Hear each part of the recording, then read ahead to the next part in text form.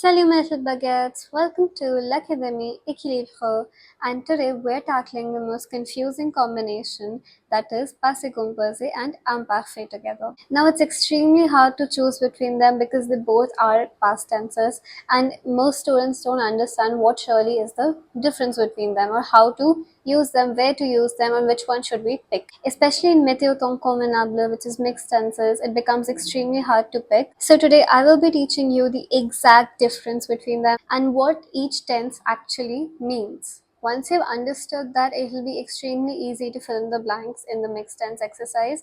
I'll also be giving you some indication words that will make your job a lot easier. So let's get started.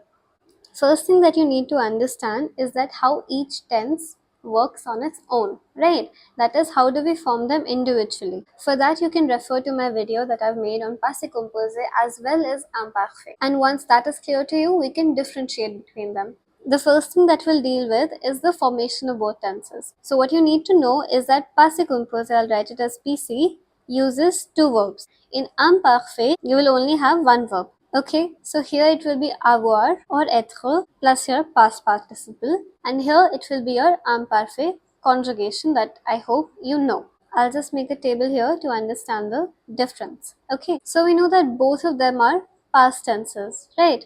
But then what is the difference? So for passé composé, it is an action that ended in the past.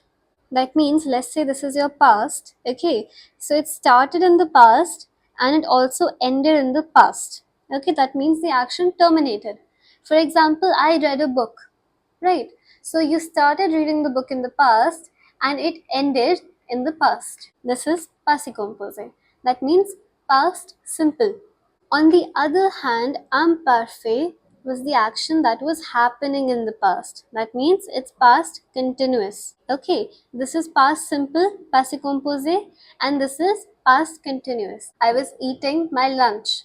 That is why we call it imparfait, right? It's imperfect. That means the actions are incomplete. For example, if I take a sentence, I was eating my dinner. This is an incomplete action. Alright, it does not mention that the action ended. Now again, this is the one-time action. For example, hier, you finished your homework. So, tu as fini ton devoir. It happened once and it is over now. On the other hand, in imparfait, your actions will be repetitive. That means it happened more than once. What we call habitual actions, right? I told you something that you used to do in the past. For example, I used to go to my brother's house every weekend, or every day I was reading a book. Now, j'ai lu un livre in passé composé. It happened once. You started it, you ended it. Over. But if I say every day I used to read a book, then it will become imparfait. If I add chaque jour over here, every day I was reading a book.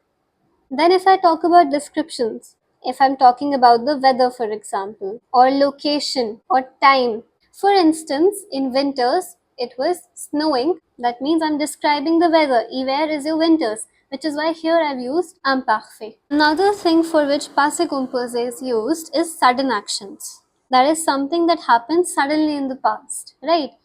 Okay, now this does not mean that it is anything different. Okay, it is still a one-time action.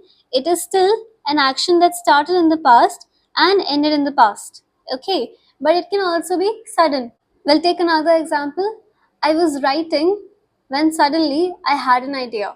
So it is soudain in French and the adverb is soudainement. Now this is also passé composé avoir plus past participle, right? Again, that also includes the second and first point. That is, again, it's a one-time action, right? You had the idea, it started in the past. The process of you having the idea, it started in the past and it ended in the past itself. And it was a one-time thing, right? You had an idea. If I say I was having ideas every day, then it will be imparfait. Alright, now coming on to how do you attempt it when they're together. That is météo temps convenable. So now we're going to take this entire table that we understood and we're going to create a sentence in which a part of it will be in passé composé and another part will be in imparfait. So we'll understand how they function together in one single sentence. Now this is my example. It has two actions in it, right? First action is of the person sleeping, okay, was sleeping, and the second action is of the telephone that rang. Alright, now first action is incomplete, right? It is past continuous, that you were sleeping. That means it is imparfait. Now here, this action, it started in the past, it ended in the past, and it has a proper timeline. What is the timeline? That it happened when the person was sleeping. It is a one-time action, okay, and it is a complete action. So past simple, that means passé composé. Now here what you need to know is that the action of the phone ringing happens suddenly, right? And we are calling the first action as incomplete. Why is it incomplete? What is stopping it? The second action is what is interrupting it. So this is your first action, this is your second action, and the second action is interrupting your first action. So whichever action happens first, which is happening in the past and is interrupted by a second action, is your passé composé. Okay, which is why the action of sleeping is incomplete. Now that does not mean that every time the sentence will start with imparfait. I'm saying what happens first in terms of time. I can also say the sentence as the phone rang when I was sleeping. Okay, what matters is the action that happened first in time. Okay, not in the sentence. The sentence can be arranged in any way. What matters is the first action was happening. It got interrupted by the second action that happened. I'll take this in French to help you understand better. So here I have to identify which blank will have imparfait in it and which blank will have passé composé in it. Which means the action of sleeping was happening when the phone rang. This when shows me that this action is going to interrupt this action. That means this will be imparfait. Je dormais. When the telephone rang, a sonné. Okay, this is il. You can take it as il. The telephone, it rang. Now to make your job easier, we have some indications, right? These are the words that will help you identify where passé composé will go and where imparfait will go in your mixed tenses. Now these indications are nothing new. They come from this table. If you understood this table, it will be extremely easy for you to understand the indications. We'll start with passé composé. So for passé composé, as I told you, the action starts in the past, it ends in the past. That means it is time specific. Okay, and it is a one-time action. So the time is really specified here. So you'll find words like hier. That means yesterday. We're telling you that the action started yesterday and ended yesterday. So hier or avant-hier. If you have this before the blank, then it will be passé composé. For example, l'année dernière. Okay, if dernière is mentioned anywhere before the blank, that means last week, last month, last year, last Monday, it will be passé composé. Okay, then I told you actions that happen suddenly in the past, right? So words like soudain or soudainement will also be used there. Brusquement is also there, which again means suddenly, another word for it. Or tout à coup. Now we come to indications for imparfait. So now we already know that these actions are repetitive. Okay, so if any action that happens more than once or that's something you used to do, that is also imparfait. So you can say repeated many times in the past. So there you'll find words like plusieurs fois. Then you have words like chaque. I've already given you example here. That is, chaque jour, je lisais un livre. That means every day I was reading a book. So chaque also shows that something happened more than once, right? It's a habit. Or if you have words like tout. Some other words before the blank that show your habit is habituellement. Again, which means a habit. Now another indication for imparfait that is there in the board exam quite often, but students are unable to identify it. So the word is jeune or petit. Now in this situation, most of the time it is an imparfait plus imparfait situation. Now what do I mean by that? It is a description, right?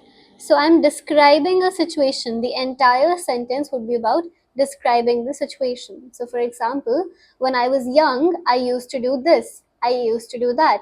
So, the sentence when I was young is generally followed by something you used to do, a habit of yours in the past. That means, first one is this part, right? You're describing your age or your appearance.